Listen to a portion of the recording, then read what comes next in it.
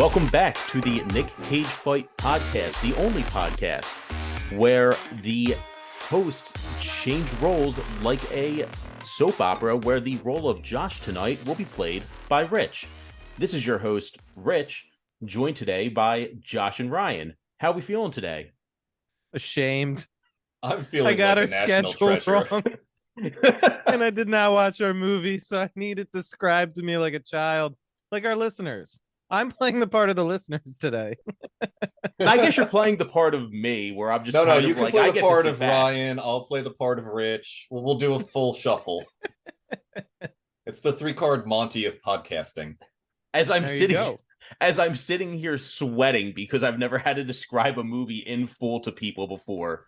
So this is going to be a fun one. Today, we are talking about National Treasure, a 2004 movie by Disney starring the one and only Nicolas Cage. So in our conversations today, when Josh said, like, hey guys, guess what? Didn't realize I had to watch a movie this week. Ryan was like, I'll do housekeeping because I'm a giant movie nerd and I, Rich, am not. So Ryan, do you want to take away housekeeping? Absolutely. So top of the barrel, we've got our director, John Turteltaub, known for Cool Runnings, Sorcerer's Apprentice, Three Ninjas, and Phenomena, a movie that I think sucks shit. Say no more. After Three Ninjas, I'm in on this guy. He did not direct the Totally Boss Three Ninjas, the one where they're at the theme park and Hulk Hogan shows up. That was actually a Hong Kong director that I wish I could remember the name of. Oh, so which one was that? Something like Splash Mountain or some shit. Because I realized I always get Three Ninjas and Surf Ninjas mixed up some reason. Oh, it's because they both have surfers in them. Okay. I didn't realize that Three Ninjas. It's been like 30 years since I've. Three Ninjas has old. like that one dude who just acts like a surfer who's trying to kidnap the kids. Okay. Let's move on to writers. We've got 3 writers for this one, 2 of which we'll recognize from a previous Crime Against Cinema. But the first off, we have John Koff, who I didn't recognize any movies he's done. Jim Koff. Jim Koff, which is a much stronger name. There you go. I only recognize one movie this man has done, The Hidden, from the mid-'80s, a excellent Kyle MacLachlan feature about the FBI hunting down shape-shifting aliens. He uses a flamethrower in that one. It's a good movie. Watch it. Wait, hang on. He did Rush Hour and Snow Dogs. Okay, but that's the later Rush Hour. That's not the original Rush Hour. Yeah, but I mean, it's still the one that everybody knows. Yeah, the 1998 Rush Hour. Yeah. Is it the 98 Rush Hour? Yeah. Shit, I misread that. I thought that was the... did also work on the Rush Hour TV show, which Turteltaub did as well. Okay, I missed that. Oh, he also did Grimm, which is like kind of a bad TV show, but ran for a while. Yeah, it's a show that like moms like. Yeah, moms love Grimm. Moms do love Grimm. So for our other 2 Operation writers, Dumbo Drop. Did he? Yeah. I mustn't have scrolled too far. I probably got to The Hidden and was like, oh shit, that's what I'm talking about. I mean, you did literally say that to me. That you're just like, oh, The Hidden. Okay, that's that. Yep. So for our other 2 writers, it's a writer, husband, and wife team, Cormac Wibberley and Marianne Wibberley, who wrote Bad Boys 2, I Spy, The Sixth Day, and G-Force. And that is where their careers ended.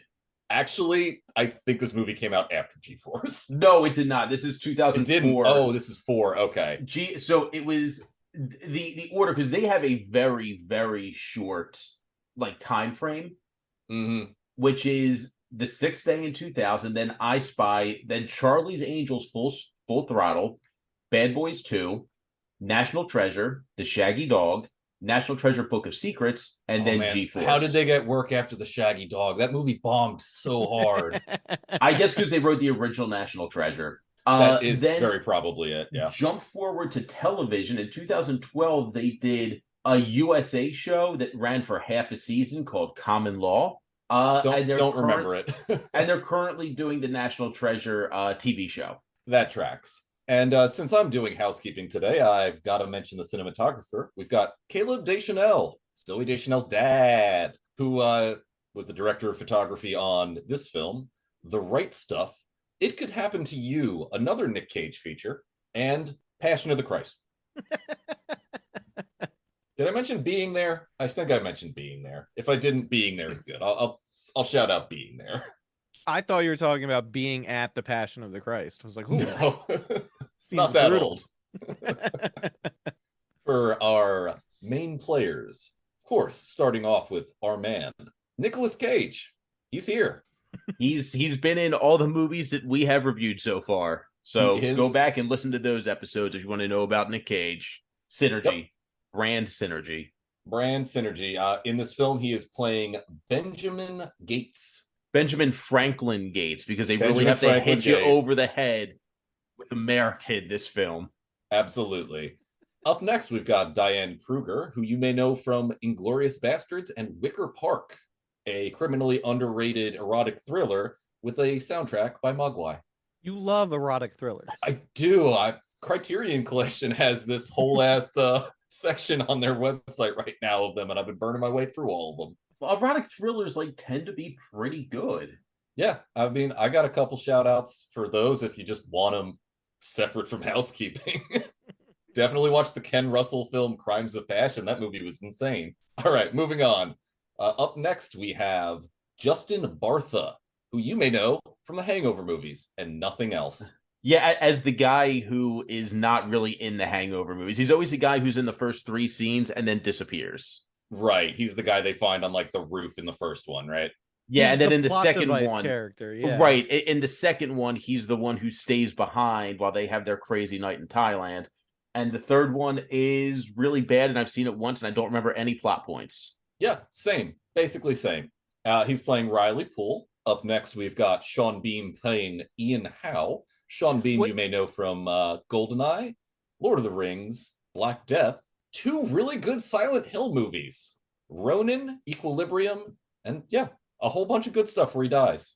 Game The of Silent Hill Thrones. movies were really good. But real quick, I don't want to let Justin Bartha off the hook. He was apparently also in Geely, that Ben Affleck Lopez film. Oh, you mean yeah. the movie that for a short amount of time slightly outranked Manos Hands of Fate as the worst film of all time? Correct. We can't let him skate on that one. No, we cannot. No. Yeah, all right. That's very fair. Up next, we've got Harvey Keitel playing My Sandusky. You may know him from Bad Lieutenant, Mean Wait, did they put Streets. Sandusky in this? I didn't even catch that. No, That's unfortunate. isn't it? Taxi Driver, Reservoir Dogs. You know who this man is. He's good. He is good. He's real good. Up next, we've got Christopher Plummer playing John Adams Gates, because, you know, you got to keep hitting us over the head with the founding fathers.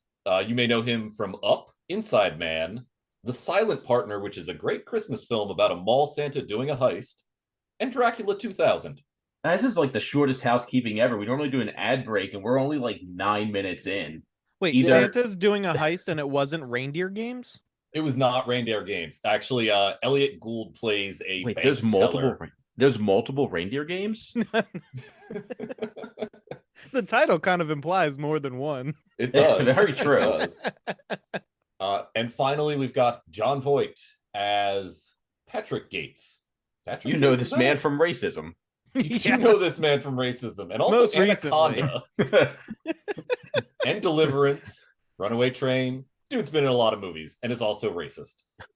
He's also in Ray Donovan, since we've shouted out that show. and and just loves women twerking in that. Yeah, I that's the seen it. only thing I remember about that show is as soon as he's released from prison, he like discovers the internet, and the first thing he does is goes to YouTube and just looks up like black women twerking. good for him. Which guess the that's real housekeeping, John baby. Voight would never do. No, not a chance. All right. All right. So this fucking movie, this goddamn movie, I actually wanted to hate it, and I really didn't until like the last 5 minutes. So we're gonna get into it. We open up with like, it's not like a flashback, but it's clearly one of those scenes where it's like the main character as a child. He's in an attic, it's storming out, and he's like climbing up, and he grabs something out of the attic. I forget what it is. It doesn't matter. Does not fucking matter. What matters is that his grandfather catches him doing this and tells the story of a treasure that was hidden by the founding father. He goes in about founding fathers. He goes into the story about like Knights Templar, Freemasons, like just all the heavy hitters are there. He says it's like there's a series of clues that he found some of but never finished it. And basically the important part is that he mentions that the secret lies with Charlotte. And then it does a flash forward and we're at Charlotte. It's a boat. Because the one other thing we got to say about this scene is that we also meet Benjamin Franklin Gates's father, who is clearly like having none of this, thinks it's all like bullshit that doesn't matter. You shouldn't be chasing these crazy stories, and it's time to leave because your grandfather is crazy. So I'm following along with the synopsis, and you glossed over. I need to make sure the synopsis is correct because this is insane. So the whole point that the reason why his family knows this is because the guy with the original secret went to tell then president about it, but the president wasn't there. So he tells a stable boy the secret. That is 100% the beginning, the driving force of this whole movie. Look, there is like nothing like 200 years ago, some dude that just wanted his break was getting unloaded on by some crazy fucking conspiracy theorist. He goes to the White House. He's like, is the president here? I have to tell him something very important. They're like, no, he's not here. And instead of going, is the vice president here? He's like, all right, fuck it. You stable boy, come here. There is nothing that matters. Like, that's how it happens. And, the grandfather is, putting the audience in his shoes, where he's like, on a night, just like the night that's happening tonight, it's all stormy out and shit. Really putting them 8-year-olds like in it to really get them invested. You know how it be. Of course. It doesn't matter. The only things you have to get out of this is that there is a treasure. We don't really know what it is outside of treasure. It's kind of, we're made to assume it's like a vast amount of gold or something. Safe to assume it's not the friends we make along the way. No, but they do it make almost that joke. Was. They definitely make that joke. So that's what you have to know, and that his father does not approve of like this treasure hunting. History. His father's just like, it's a bunch of lies. Yeah, basically, because it's like, why wouldn't we have heard about it? And I'm going to have my own gripes with that when we get there. But then, after this, we do get a flash forward to Nick Cage. I'm not going to remember people's names. It's going to be the actors' names, and I apologize. We get Nick Cage, fine. Justin Bartha, and Sean Bean, and they're in like a snow truck because they're somewhere like in the Arctic Circle, basically. And they're looking for a ship. The ship is called Charlotte, because they are made to believe that like the treasure is on this ship. After 30 seconds of looking, they like find it. He sees a bell. He uncovers it. It says Charlotte. He's like, awesome. This is where the treasure is. Let's start looking. And it's those three and like, random henchmen. Everyone is on the same team right now. They just all want to get rich. So many henchmen in this movie. Like almost all of the characters are henchmen or good guys. That's it. Yes, or Sean Bean. Like that's Sean Bean, yeah. That is the only exception. Well, and Harvey Keitel too, because we'll you could argue that he's a good guy. I mean, he may be an FBI agent, which makes this movie propaganda, but he's a good guy. This movie is more white supremacy light, but we'll get to that when we get to it. Yeah, cancel me now, fuckers. It's fine. I don't care. So they find this ship and they're like all stoked. They're like, there's treasure here. They break into the ship and they see, dead bodies. It's a shipwreck. It got like shifted around somehow. It doesn't matter. Like, I don't get why they got into this point of how did the ship get here? Oh, currents and whatnot. It doesn't matter. I mean, it's just the beginning of Frankenstein where the ship gets fucking stuck in the ice. That's what happened. So they go in and they see all these barrels in the gun room and they're like, the treasure must be here. And they start opening up barrels and it's gunpowder, like a gun room would have. They're all breaking open these barrels and there's just gunpowder fucking everywhere. So Nick Cage notices that there's a guy who somehow still has a captain's hat on, and he's like, well, why is the captain guarding this barrel? So he opens the barrel, and we get out of it what looks like a very, very fancy tobacco pipe. Yeah, a meerschaum pipe, one of those clay, like, nice white ones. Yeah. And which they're like, oh, what'd you find? He's like, it looks like, someone says it looks like a pipe, and he's like, no, it's, I forget what he called it that. And then does one of the most unhinged things ever. He takes out a knife. He doesn't slash open his finger. He takes the point of the knife and digs his finger open and takes the blood and puts it on the pipe to roll it on some paper because there's a message on it.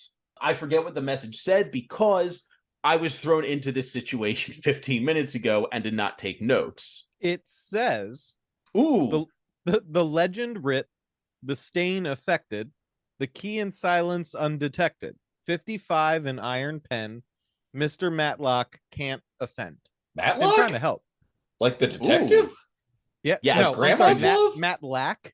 Maybe Matlock? I read it too quickly, but I think it's Matlock. I think. Okay, cool. Grandmas love Matlock.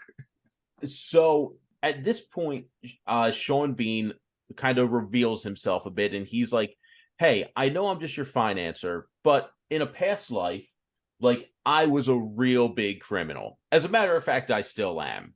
Do you need my help on this? Because they have kind of, figured out they might have to do some underhanded shit at this point.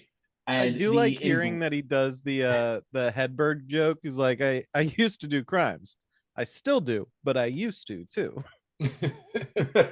Yeah, that's essentially what he says.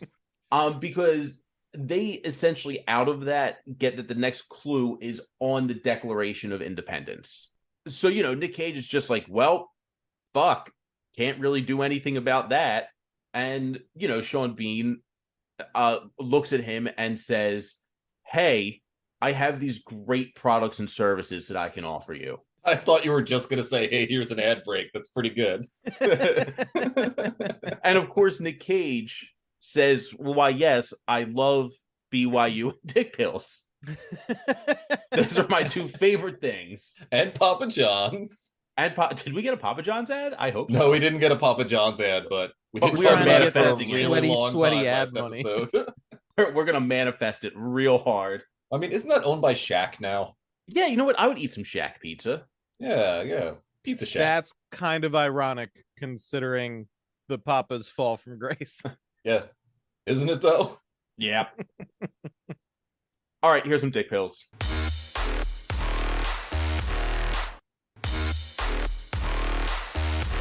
And we're back. I hope you enjoyed those ads and or services, but more than likely podcast ads and, like, I don't know, visit West Virginia or something.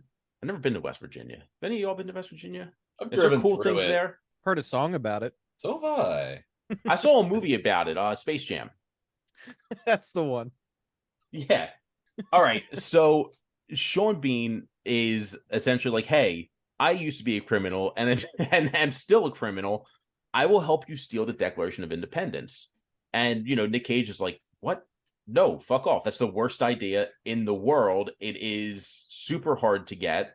Why are you even entertaining this? How good of a criminal was he? Apparently real good, because then he's just like, you know what? Fuck it. It's in my head now. So I'm going to do it, and I am going to murder you so that you don't tell anybody. Like, this guy takes a hard left of like, I'm going to finance you to, I am going to murder you to get this treasure. Nick Cage then pulls out a flare and just cracks it and says, okay, if you shoot me, there's gunpowder all over the floor.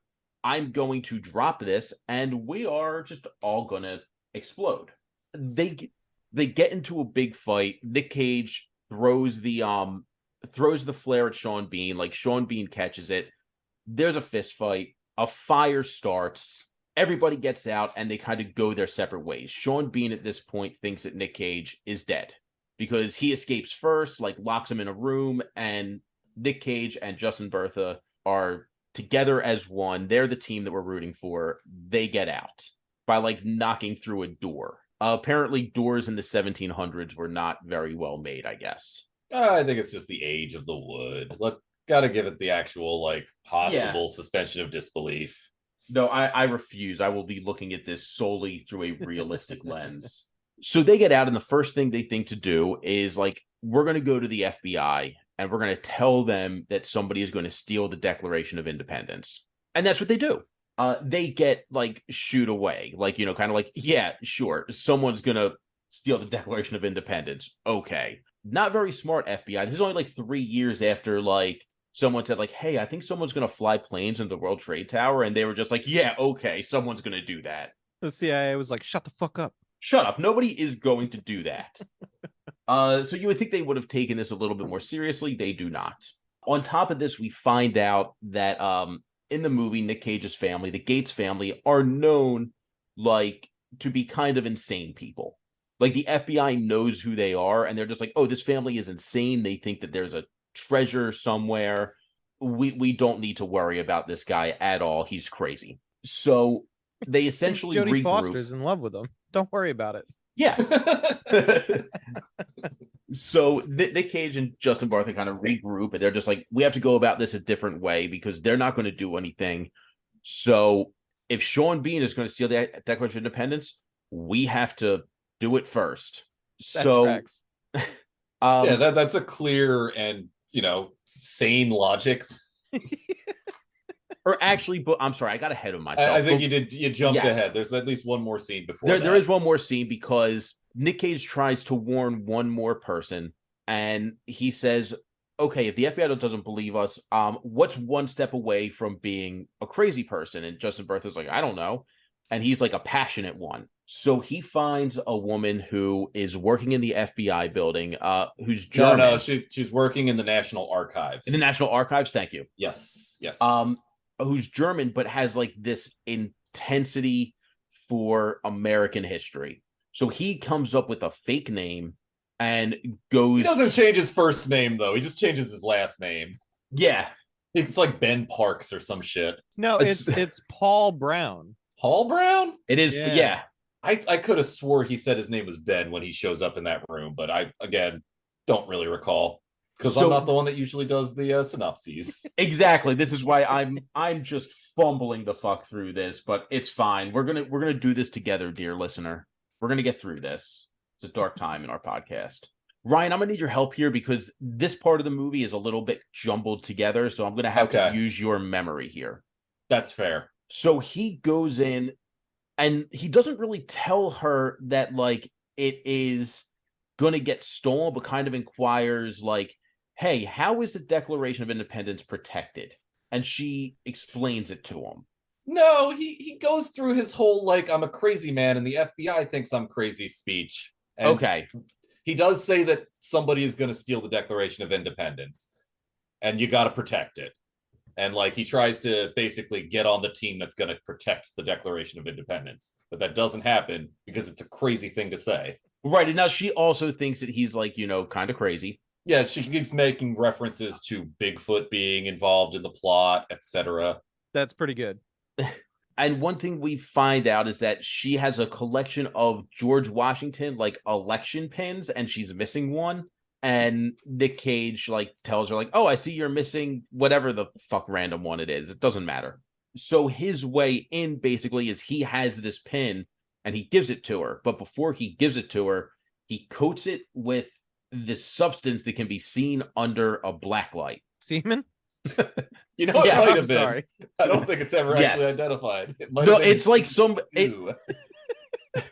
it essentially, like, I thought it was a green powder that he was going to drink. Because that's what it looked like. He poured this green powder into a liquid. It did look like he was about to have himself some emergency. He needed that vitamin C real bad. Yes. Making a matcha drink? Yeah. Yeah, basically. But he sends it to her. He doesn't actually, like, hand it to her. He sends it with a note that's like, thanks for listening. Here's that very rare American artifact that you don't have. That I could probably sell for, like, millions of dollars. So that night... Keep that in mind, because it is, like, her best line in the whole movie, and I'll shout it out when we get to it. Yes. So that night we find out that there's a gala, and the gala is where Sean Bean intends to steal the Declaration of Independence. At some point, they go over, like, all the security features, like there's heat sensors, there's motion sensors, and like if anything is tripped, it essentially gets locked, like shot down 4 stories and into a secure room. So this is where the movie kind of turns into Ocean's 11 for like 10 minutes, and it's the part of the movie I enjoyed the most. So at this point, nobody is believing him. So he's like, I have to take the Declaration of Independence, because if I don't, Sean Bean will, and he'll get all the money. I don't really understand his motivation here, because he doesn't care about the money. He said it numerous times. No, he just thinks it belongs in a museum. Oh, he's Indiana Jones in this. That makes he sense. Is Indiana Jones. Yeah, in a museum. It belongs in a museum. At It least does. This one, he believes that they belong in the museums of original provenance in terms of the countries that the artifacts come from. Unlike Indiana Jones, where he believes everything it should be in the British Museum. I mean, we'll get to that part when we get to that part. So again, like nobody believes him. So Nick Cage like decides that the only way to protect the Declaration is to steal it himself.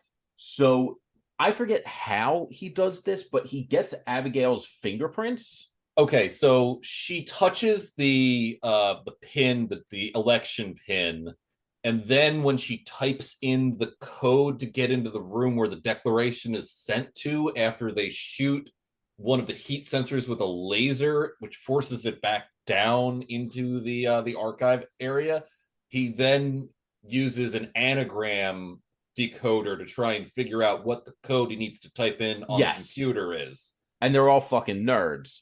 Yeah, it ends up being Valley Forge because America. Yes. So basically, like Justin Bartha has like what is essentially a laser pointer that like raises the temperature of the heat sensor. Yeah, so which he has like taped to a home camcorder that he's just looking around the National Archives, and then he like zooms in on the Declaration and does the laser on it to make it get a little warm, and then it locks down. It locks up, it goes down. And then but at this point, is this where Nick Cage is infiltrating the actual gala? Yes, this is like he is just at the gala. Like, I guess it wasn't that hard to really get into. Well, he apparently sneaks in a work uniform, getting instructions from Riley using a tiny 2-way radio. Right, because like Justin switches Bartha, to a tuxedo. Yeah, Justin Bartha does like, like the man in the chair stuff basically during this whole scene. And he lies and says that he gave a substantial donation to the archives, and that's his justification, speaking to Diane Kruger's character, who then says that she appreciates that gift. Normally, she wouldn't be able to keep it, but she will because she wants it. Oh, so she just Clarence Thomas's it. Yeah, basically. So from there, we get like kind of like Ocean's 11 spy movie stuff. And Nick Cage basically goes down undetected, like the four stories, gets his black light, looking at the keyboard. He sends the letters that are used to Justin Bartha, who is just reading him anagrams. And it's like the worst anagrams I've ever heard. It was all like in ant life or something. Like anagrams that made no sense. I don't know.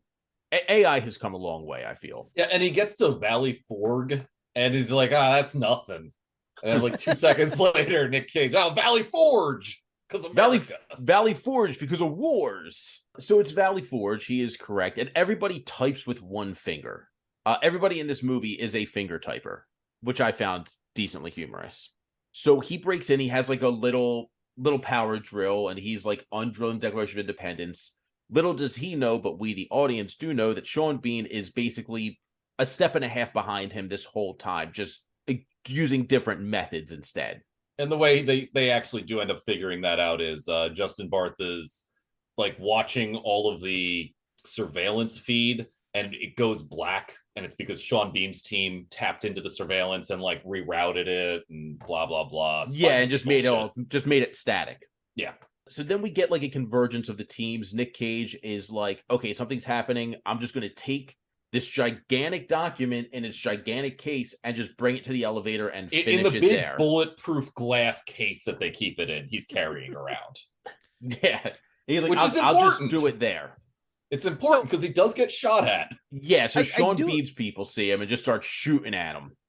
I do have a question about that. Why do we have a document in a bulletproof case? Are we worried about people shooting it? Is that a thing?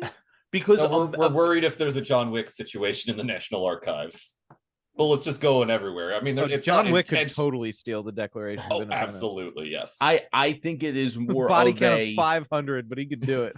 I think it's a more of a Americans are like super intense about security. So the more things you can throw at this thing, the better. Like, do you need bulletproof glass? No, you don't. Do you need heat sensors? No. I feel a like CCTV is fine. The heat sensor is more of an archival thing than it is a protection thing. I think that's to make sure that it never reaches the threshold that the paper can decay. I thought makes that was sense. humidity, not temperature, but also It's temperature and humidity. okay. But the bulletproof case thing is like now I'm wondering if the US government is planning on getting like a trans spokesperson for the Declaration of Independence, and they're worried conservatives will shoot it in protest. I mean, shit, that might happen. I mean, at this point, listen here, you already fucked with the beer by putting one person on one beer. So sorry to divert us real quick. But no, it's the funniest thing. Yes, I have watched all of them. Did you guys see the newest grift? The newest grift is somebody put out an ad to pitch like an ultra like right-wing beer because everybody's mad at Bud Light. I should have done this. I'm so mad at myself. and yeah, you're gonna love it so much more. First of all, you can only order it online, and a 6-pack with shipping costs $40 fucking. Oh, that's a good grift. That rules. But also apparently they fucked up because I think they named the beer Ultra right, and apparently you can't put Ultra in the name of your beer because it is trademarked by Anheuser-Busch, and they're very litigious about it apparently. I see. So it's funny all the way down. I think my favorite one that I've seen is I saw one on Facebook Marketplace that just said pre-gay Bud Light, $45 for a can.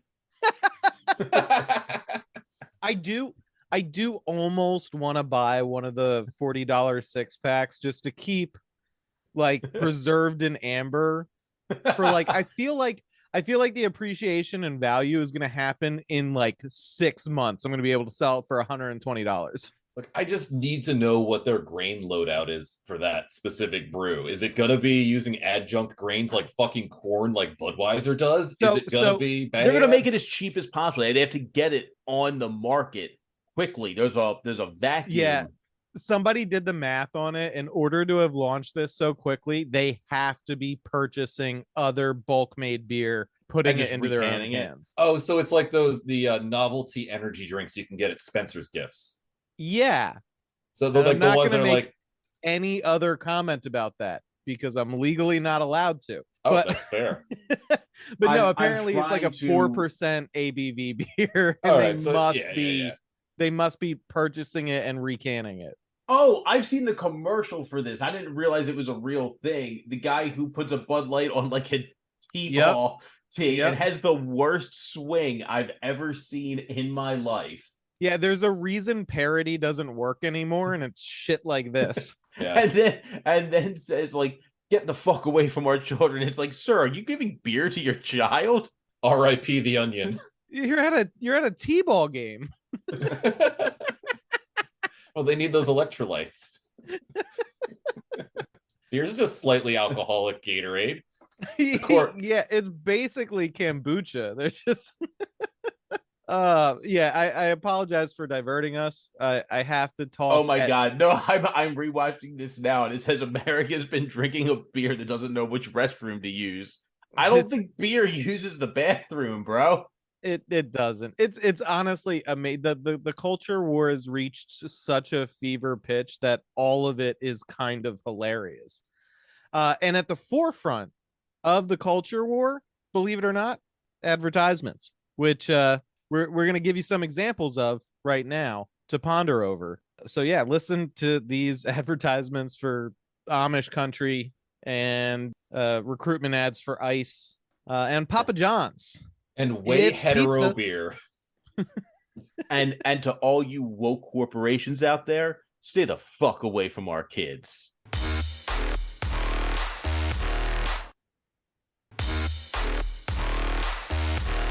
That's literally how that ad ended.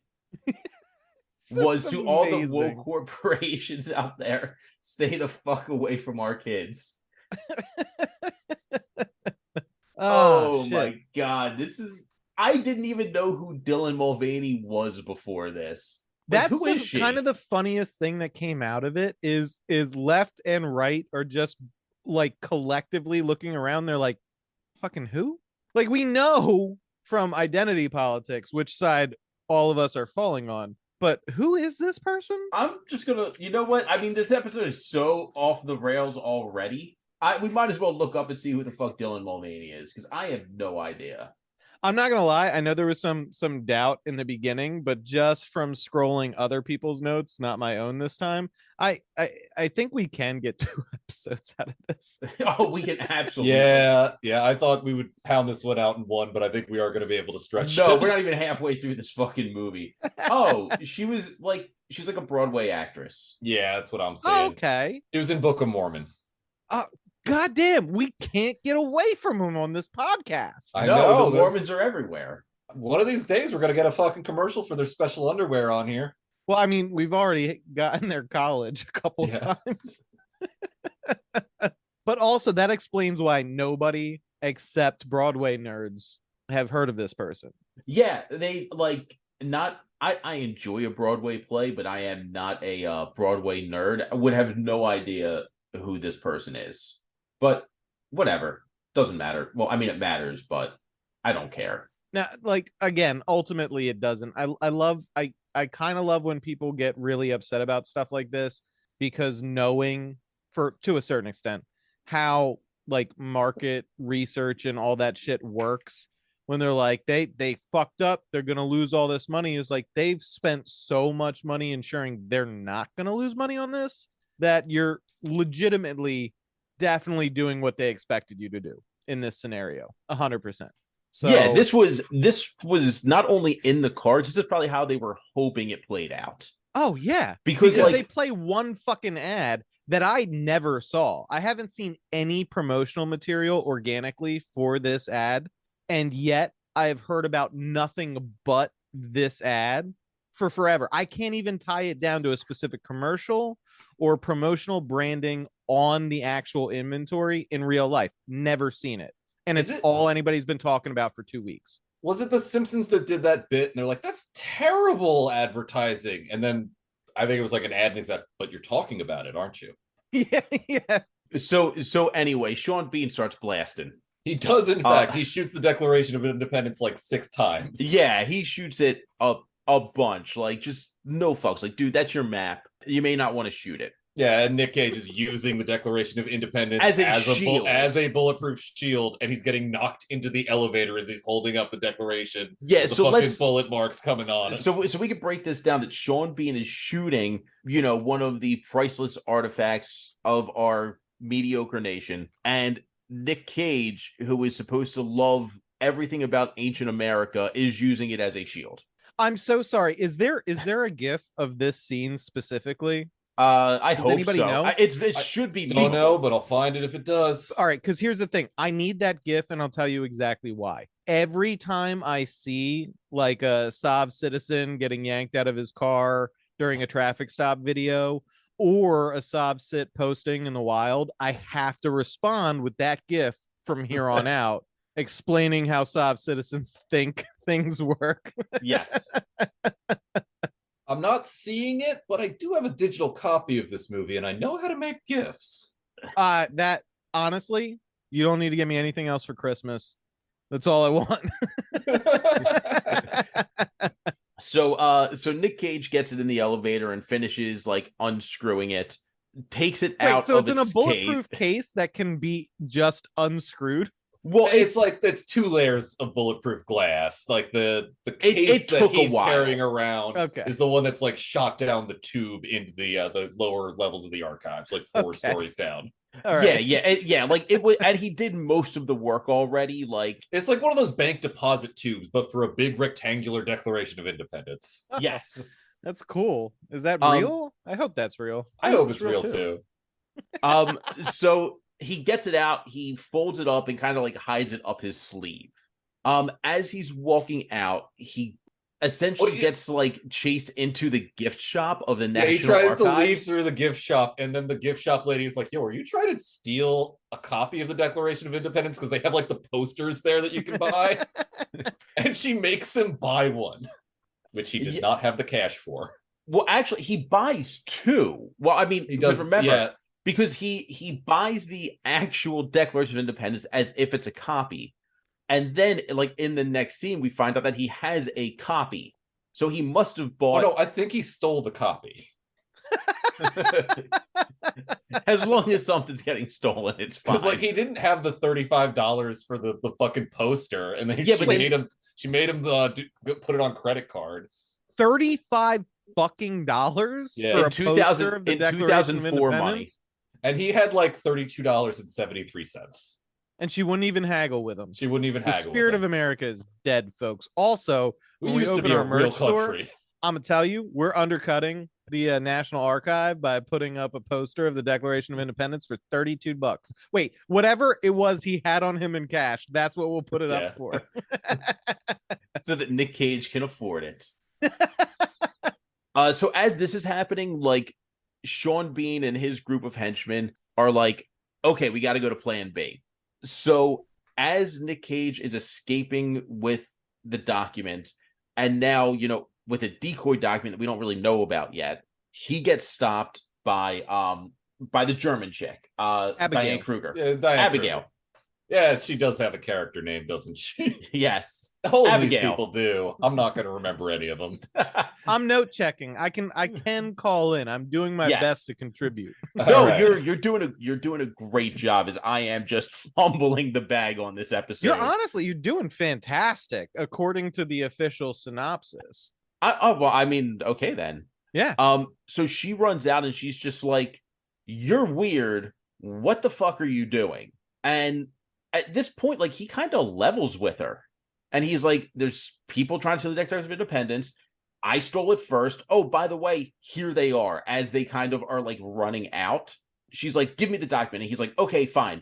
And he gives her the Declaration of Independence. And then he gets in his van with Joseph Brother. He's like, "Let's go." As she's going back in, she gets intercepted by Sean Bean and the bad guys and thrown into their like disguised food truck, is what it looks like. Or like a maintenance truck, something like that. Yeah. And so he's like, "No, we can't leave her here." So they basically go on a rescue mission, and they kind of strike a deal with Sean Bean. And it's like, you take the girl, we take the document. Cool. Done. They drive away. The girl is safe. They drive another direction. Sean Bean opens a document, and up top it says like official copy, which, like, how would he not know that to begin with? Like, it feels like poster board. Yeah. What an idiot. I'm questioning his criminal credentials. Yeah. He's Fucking- just been shoplifting from like museum gift shops. He's like, No, listen, he's just doing what literally we all do, which is we go to the self-checkout in ShopRite and we pretend to scan like 4 things and we don't actually do it. And we just put it in the bag and move on with our lives. Remember, it is always morally correct to steal from Walmart. Legally, none of us do that. Satire. Satire in this is a Minecraft, joke. whatever you want to say. But again, do remember, I mean, and I'm just throwing this out there. It's just a factoid, but Walmart abuses exemptions from taxation on commercial entities in the towns that they go to. So if you have a Walmart in your town is taxing you instead of taxing Walmart. So as far as balancing the scales is concerned, make your own judgment call. This is not legal advice. They also This is pay Nick poverty Cage wages to the podcast. point where most of their employees are on food stamps and most of their employees shop at Walmart. So Walmart is not only forcing their employees to have to get food stamps, they're also receiving the government funds from the food stamps. Yeah, it's kind of like a mining town when you think about it. God, I love this place. Love this town. Love this place. Love this country. God bless America. Home of Walmart. All right. So after the gift shop fiasco, they rescue Abigail and, they find out the Declaration of Independence is fucking gone. They call the FBI, enter Harvey Keitel. They called Winston Wolfe. They They did said, call we Winston Wolf. we have a problem, and he said, how far is it away? 41 minutes. I'll be there in 15. And at this point, Nick Cage realizes, well, I think he realized as soon as he swiped his credit card, but he realized that swiping a credit card was probably the worst possible thing he could do in terms of not getting arrested by the FBI for stealing the Declaration of Independence. Justin Bartha literally just says that. He's just like, you used your credit card? We're on the grid. What are you? That's the dumbest thing ever. I'm going to say in the synopsis, it stands out so starkly that he has no choice but to use his Visa card. Yes. It's so obvious in the notes. So Nick Cage, Abigail, and Justin Bartha, they end up going to Nick Cage's house, Nick Cage's father's house, to which he tells his dad, we have a problem, in which John Voight then looks her up and down and be like, is she pregnant? Very funny line. I thought it was great. John so Voight. Funny, so witty. I'm John sorry. Voight. I was so distracted by the next line in these notes, which was that Ben knows they need the silence do good letters. And Okay, then in so parentheses. I had the to context for that. Those were Silence Do Good. It was a pen name for Benjamin Franklin for when he wrote for like a newspaper. Yeah. Was it his pen name for writing like werewolf erotica? What fucking kind of pseudonym is this? Hang on, because we're getting a little bit ahead. Okay. So I want to rewind, and in 5 minutes we can talk about Silence Do Good. Okay. So he tells his dad, like, okay, Dad, I'm gonna level with you. We stole the Declaration of Independence. This is it. There's a map on the back of this. So his dad says, put it in the oven. And they're like, what are you talking about? I was like, it needs heat. Put it in the oven. So he's like, no, give me lemon juice. And then he's just about to fucking squeeze a lemon over the Declaration of Independence. Yeah, he literally has a lemon just about to squeeze it. She's just like, I have like 20 years experience in doing things like this. Let me do it. So she grabs like a Q-tip and stuff and starts going over it. And the whole time, John Voight is just like screaming, you need heat. He says it like 4 times. After she does that, nothing shows up, and he's just like, I told you need heat. So they grab a why am I blanking on this word?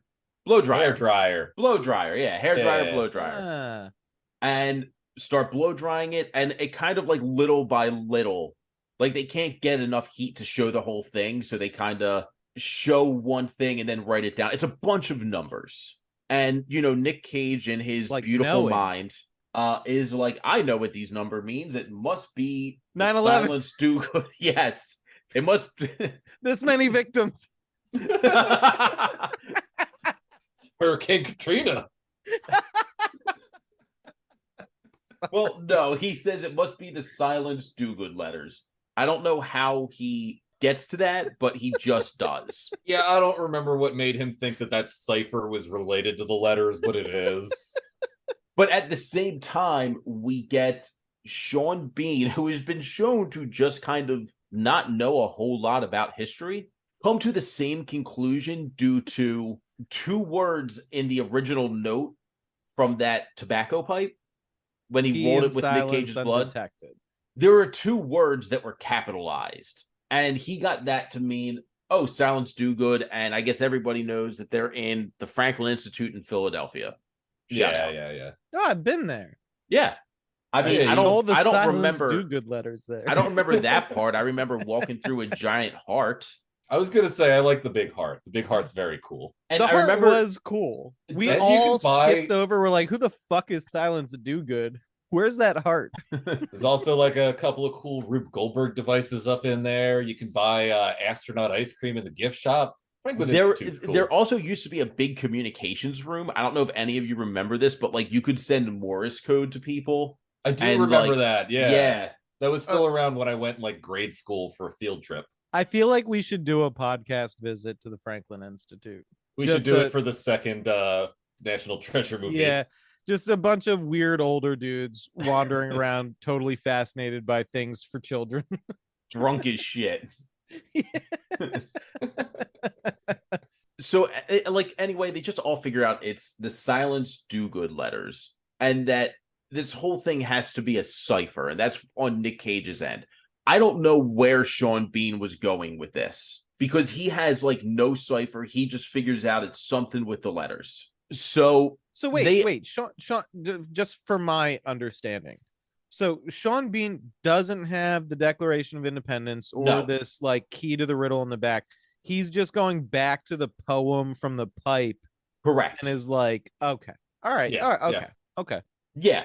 Also, I don't really understand why the cipher matters, and I'll tell you why now, because they all go to Philadelphia, and Justin Bartha basically is paying this kid $1 to run in and take the first letter from the beginning of every sentence. That's not how it write works. it down. Okay, that's not how that kind of cipher works. It's three numbers. You have a line number, you have a word number, and which letters in that word are the three numbers. Thank God, because I'm watching. I'm just like, what? Cool. I'm like, what does this matter? Like, I thought they were taking the first letter from. I knew what it was the second I saw it watching that movie, because I'm currently running a role playing game where that is the next fucking clue that they're gonna find. Oh, okay. So they just stole it from National Treasure? No, it's an old ass cipher style. Okay, but the secret message is to drink your Ovaltine, right? That's basically it. Yes. The secret message, I forget what it was, but it's the Liberty Bell. Josh, I'm sure you're probably already looking at it because you had the original poem, and if you're not, I'm just going to keep talking to fill time until you get there, because I know that's what you're doing right now as you intently look at your screen. I'm going to keep going until you find it. Long story short is the clue is essentially get to the fucking Liberty Bell and get to the Liberty Bell at a certain time. So it doesn't make any sense. It doesn't make any sense. It made no sense. Yeah, the original riddle again is the legend writ, the stain affected, the key in silence undetected. That's the reference to the letters. Yeah. 55 an iron pen, Mr. Matlack can't offend, or Matlock. Could go either way. We haven't gotten to that point. Yeah, not sure. And also the timing doesn't fucking matter, which is eventually shown, because when he gets to where the Liberty Bell used to be, where they have that newer bell now, there's just a fucking brick with a Freemason sign on it that he takes out of the wall. The timing didn't matter. Yeah, the timing did not matter at all. Also, like, do the writers understand how like the sun and planets work? That like the sun is going to be at a different spot every single day. And also, that doesn't it doesn't make any sense for the point where they're like, oh, we're too late for it. And the one dude's like, yeah, but daylight savings time didn't exist during colonial America. Wait, didn't it? Didn't Benjamin Franklin specifically, famously in parody, argue in favor of daylight savings time because it would save on resources while he stayed up all night burning a bunch of candles and fucking prostitutes? I think so, but the way you worded that was funny. Yeah. Because it was Ben Franklin fucking prostitutes or burning fucking prostitutes? Well, I mean, his whole like Ben Franklin argued in favor of daylight savings time because it's like it'll save resources like candles, but he famously stayed up all night reading and drinking and fucking prostitutes and going through candles. So like he didn't care at all. Also, quick note for the listeners, and referencing back to Ryan's tabletop game, that cipher is called an Ottendorf cipher. Also known generally as a book cipher. Yeah. So they have to get to this certain spot by a certain time. And like Ryan said, the time doesn't matter.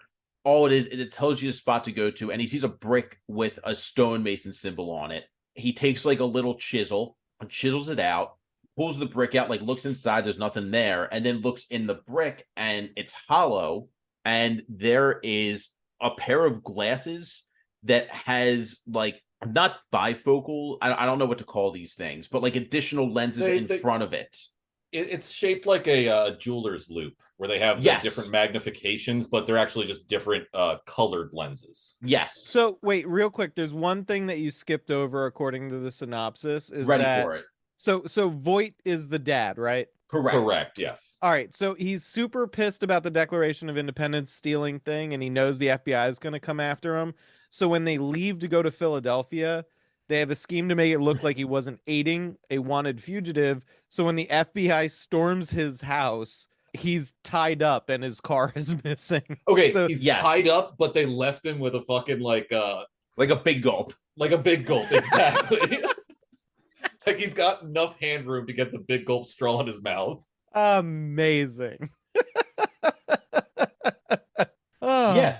So I think this might be where we have to call it for this episode. that's about what Yeah. that's where I was about to say. Was I think finding the glasses is like a good spot for me to stop fumbling around in this movie, take a breath, and kind of get back there. Fair. I'm not gonna lie, Josh, this First of job all, is fucking hard. How do you do this every goddamn week? I have to make some call outs before we wrap the episode. First of all, I very much appreciate my wonderfully talented co-host for stepping up for me being an idiot when it comes to scheduling. Also, Rich, you did great. I'm following along with somebody else's notes, which appear to be roughly as detailed as mine, and you've had maybe 2 moments where you skipped something, but having not seen the movie myself, I can't even go on this random guy's, judgment and how he's documenting it.